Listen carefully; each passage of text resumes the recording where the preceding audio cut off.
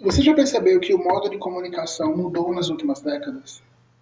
Você percebeu que, do nada, logo após o surgimento dos aparelhos smartphone, existiu o smartphone do tipo touchscreen, ou seja, com as telas sensíveis ao toque.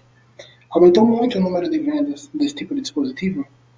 Eu sou o Lucas Galdino, neurocientista, e hoje a gente vai conversar um pouco sobre os efeitos da manipulação em dispositivos touchscreen e suas alterações e as alterações causadas por essa manipulação nos processos cognitivos de atenção, cognição e recompensa. Pois bem, houve uma mudança significativa na forma de comunicação nos últimos anos, nas últimas décadas. Há 10, 15 anos atrás, o tempo de permanência ao telefone era limitado, a forma com que a gente se comunicava era totalmente diferente.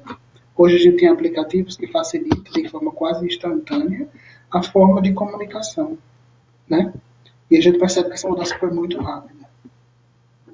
Nesse gráfico aqui é ilustrado do ano de 2017 até o 2018, ou de 2007 até 2018, o número de smartphones vendidos ao redor do mundo e como isso cresceu quase de forma exponencial.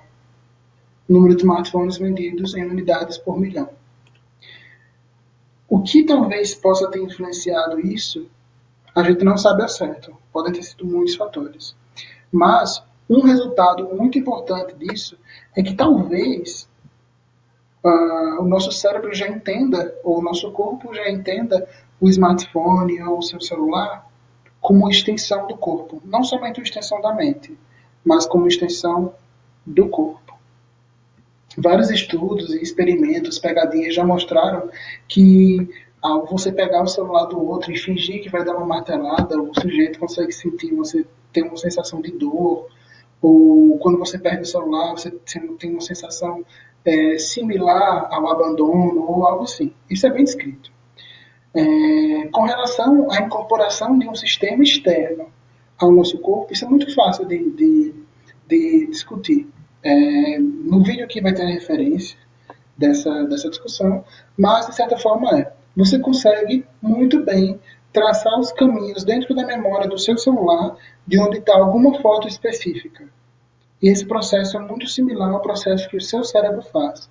A gente consegue ter memórias dos arquivos do celular que são muito similares à forma com que a gente acessa as nossas próprias memórias, ou seja, somente o necessário.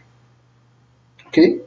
Então, uma coisa que talvez tenha mudado e que possa ser o causador do aumento do boom no número de vendas e do uso e da revolução da comunicação utilizando smartphones tenha sido o advento do que acontece nos aparelhos modernos, que é o advento dos dispositivos sensíveis ao toque. O toque é uma sensação muito importante para a evolução. É através do toque que a gente consegue sentir a textura dos alimentos, a textura dos objetos, que a gente reconhece o mundo. No cérebro existe uma parte do córtex, que é o córtex motor e o córtex sensitivo, que ela possui uma organização somatotópica do nosso corpo, ou seja, somatotópica significa uma representação fidedigna do corpo no próprio córtex, lembrando que o córtex é a camada superior do cérebro. Okay? Ou seja, na parte motora e sensitiva do cérebro, existe uma representação da minha mão, dos meus dedos, do meu braço, das minhas pernas. E o mais legal disso é que a mão ela possui um maior número de receptores e representação desse córtex, mostrando que o processo de internalizar ou de externalizar o nosso ser para um smartphone pode ter sido facilitado pelo uso da mão e do toque. Eu posso muito bem visualizar uma foto de uma comida no meu smartphone, no Instagram, ou uma foto de alguém que eu acho muito bonito, bonita, por exemplo. Eu curto essa foto e isso me dá uma certa recompensa.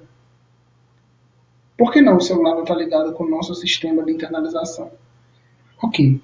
E aí, o que esse artigo fez? Esses dois pesquisadores, esses três pesquisadores, publicaram esse ano, em 2019, em maio de 2019, um artigo que mede as ativações neurais associadas com a estimulação de fricção em um dispositivo touchscreen, em um dispositivo sensível ao toque.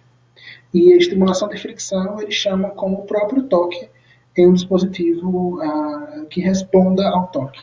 Ok? Então, o que eles fizeram? Eles utilizaram uma interface homem-máquina ou interface homem-computador, no qual consistia através do registro de algum sinal ou de algum biopotencial, nesse caso, o potencial cerebral. Foi utilizado o eletroencefalograma, que a gente já tem vários vídeos mostrando aqui, um eletroencefalograma com 64 canais do tipo ativo, eletrodos do tipo ativo, que se distribuem acima do escalpo com uma distribuição padrão de eletrodos do tipo 10,5. A gente também já tem vídeo sobre isso.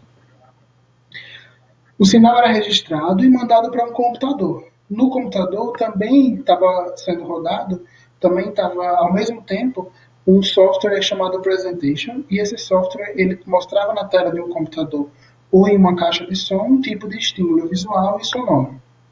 Logo após a visualização, ou logo após o indivíduo escutar esse bip sonoro, ele deveria fazer a tarefa comportamental, que era tocar em um dispositivo sensível ao toque, um aparelho similar a um tablet, para que esse tipo de estímulo eram cordas de uma guitarra, e ao momento que o indivíduo tocava, ele escutava o feedback auditivo das cordas da guitarra ou do violão tocando. E aqui é descrito o paradigma experimental do experimento, ok? Essa imagem representa um trial, ou seja, uma tentativa. Foram feitas inúmeras tentativas para cada sujeito. As tentativas elas eram de dois modos principais: estimulação por fricção do tipo ativa ou do tipo passiva, ok? A estimulação por fricção do tipo ativa, o sujeito realmente controlava o dispositivo, ou seja, se ele parasse ao meio, somente as 3 primeiras cordas do violão iriam emitir som, por exemplo, e da estimulação do tipo passiva era um vídeo que não respondia ao mesmo tempo com que o indivíduo mexia com o dedo indicador na tela. Ok? Então aqui a gente tem o começo do experimento, ou seja, o período de repouso. O período de repouso durou de 2 a 3 segundos, de forma aleatória, para evitar predições com relação ao estímulo sonoro. Durante todo o momento, no período de repouso, aparecia no centro da tela uma cruz de fixação para que o indivíduo não perdesse a atenção, como é mostrado na imagem anterior, ok? Logo após 2 ou 3 segundos, era emitido um som ou um bip sonoro em 1000 Hz e o indivíduo deveria começar a primeira parte, ou seja, da parte do toque ativo. Ele deveria colocar o dedo antes da primeira corda e descer o dedo para a emissão do som. Esse período durou 1 segundo e durante todo o momento o indivíduo estava recebendo feedback auditivo do próprio toque dele. Logo após 1 segundo era emitido o segundo bip sonoro em 500 Hz e ele deveria subir o dedo em 1 segundo e meio de baixo para cima. Isso aqui era um trial, foram feitos inúmeros, concomitantes ao registro das atividades cerebrais. E o que eles observaram? Eles observaram significância somente para a estimulação do tipo ativa, ou seja, quando o sujeito eles observaram um aumento na atividade cerebral somente na parte ativa quando comparado à parte de estimulação passiva, como pode ser mostrado aqui nas linhas em vermelho desses gráficos. Mas para explicar em detalhes esses gráficos, a gente precisa explicar essa imagem central que nos dá um guia do que está acontecendo, ok? Aqui é uma representação topográfica dos eletrodos localizados acima do escalpo, ok? Onde aqui nessa parte triangular é mostrada a parte do násio, ou seja, a parte frontal. Aqui é a parte posterior, a parte occipital, e nas laterais as orelhas, ok? Então aqui é uma representação da parte de cima da cabeça com a posição dos eletrodos.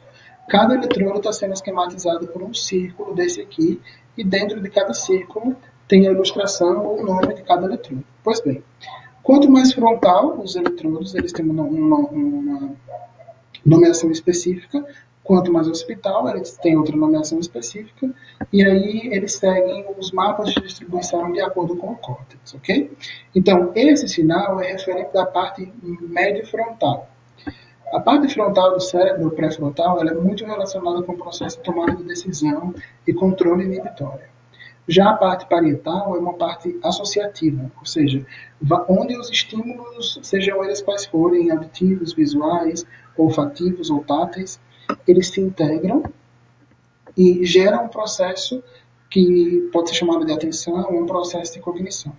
Então, foi observada diferença significativa nesses eletrodos, onde na parte média frontal a diferença foi entre 670 e 800, entre 670 milissegundos e o final de cada trial, e na banda gama também, mostrando que só houve diferença significativa em beta e gama. Okay? Já na parte ipsilateral e contralateral, lembrando que ipsilateral é o lado da mão que foi estimulado, ou seja, todos os indivíduos que passaram pelo estudo, que foram sujeitos do estudo, eles eram destros e todos utilizaram o dedo indicador da mão direita. Okay? E aqui a gente tem um sinal da onda cerebral de beta, mostrando que houve um aumento em beta na estimulação do tipo ativa, ou seja, no momento de controlar, no trial de controle real das cordas da guitarra, já no lado contralateral também mostrou significância na potência espectral da onda beta. Já na parte médio parietal, foi mostrado diferença significativa em beta e gama. O que essa imagem, em sua totalidade, quer dizer? Quer dizer que o processo de toque em uma tela sensível ao toque, ela modulou as frequências ou os intervalos de frequência com as frequências mais altas e com as amplitudes mais baixas. E as frequências mais altas no cérebro, elas estão relacionadas ao processo de cognição superior, como pensamentos complexos, idealizações, atenção, ou processos muito mais complexos, ok? Mostrando que o toque em um dispositivo touchscreen modulou as frequências relacionadas à cognição superior. Esse segundo resultado mostra que durante o processo de toque ativo, logo após o processo de toque ativo, houve um aumento nesse sujeito na sensação de valência, excitação, dominância e satisfação. E de onde esse resultado vem? Esse resultado vem de uma escala de Likert, que foi aplicada logo após o fim do experimento com cada um deles. Ok? Então aqui é mostrado o score de valência para um grupo ou para a média dos trials do tipo estimulação ativa, sem estimulação ativa, excitação para estimulação ativa e sem estimulação ativa, dominância e satisfação, mostrando que houve um aumento na valência, excitação, dominância e satisfação. O que significa em termos práticos? Aumento de bem-estar associado ao toque real em um dispositivo móvel. Pois bem, quais são as principais perspectivas relacionadas a isso? As principais perspectivas são que o artigo propõe uma evidência quantitativa da ativação cerebral causada pelo toque em um dispositivo sensível ao toque. Okay? E que talvez esse toque, ou tocar em um dispositivo touchscreen, ele modula um processo cerebral chamado de bottom-up. E o processo cerebral bottom-up está muito relacionado com processos atencionais, com processos cognitivos e com processos de recompensa. Lembrando que essa perspectiva ela é oriunda das mudanças das frequências beta e gama que foram observadas, e o bottom-up está exatamente relacionado com o processo límbico ou mesolímbico envolvido nesse processo de atenção, cognição e recompensa. Ok? Essas são as principais perspectivas e mostram mais uma vez, mais um artigo ilustrando que o uso dos smartphones modula o modo com que a gente enxerga o nosso ser e como isso pode estar relacionado com processos de recompensa. E pode estar relacionado também com o aumento do consumo de conteúdos em dispositivos móveis, por exemplo, já que isso pode modular diretamente os processos de recompensa. Não somente com a própria valência do estímulo, não somente visualizar a foto de uma comida, visualizar uma foto de algum lugar que eu quero muito ir. Claramente isso modula o nosso sistema da recompensa, mas o próprio ato de tocar pode influenciar nesse processo. E recompensa, eu falo recompensa como o próprio sistema cerebral que modula os vícios, por exemplo. O sistema cerebral que modula o vício em cocaína, o vício em drogas, ou o sentimento de prazer relacionado a comer chocolate, por exemplo, é mediado pelo mesmo circuito que pode ter gerado essas alterações nas ondas beta e gama, observadas nesse estudo, mostrando que o cérebro muda sim a atividade cerebral, de certa forma, e que isso é inédito, mostrando que essas alterações elas podem ser medidas também com um aparelho de superfície, como o eletroencefalograma. A gente pensava que eram alterações sutis, mas vários estudos já vêm mostrando que não. Os smartphones eles podem sim mudar a atividade cerebral e a atividade corpórea. O que isso pode nos levar a ter como recompensa no futuro, a gente não sabe, mas é um caminho ainda que está sendo iniciado. Obrigado e até a próxima.